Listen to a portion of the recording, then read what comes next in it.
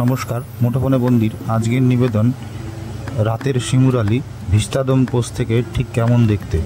শিমুরালী স্টেশনটি হল শিয়ালদা রানাঘাট মেন লাইনের একটি সাবারবান স্টেশন, যেটা কিনা সমুদ্রপৃষ্ঠ থেকে প্রায় 14 মিটার উচ্চতায় অবস্থান করছে এবং নদিয়া জেলার এটিই একমাত্র স্টেশন যেটি কিনা মাছের আড়তের জন্য বিখ্যাত।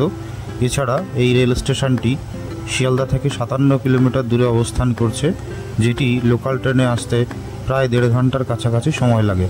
আসুন দেখার চেষ্টা করি রাতের শিমুরালী স্টেশনটি ঠিক কেমন দেখতে।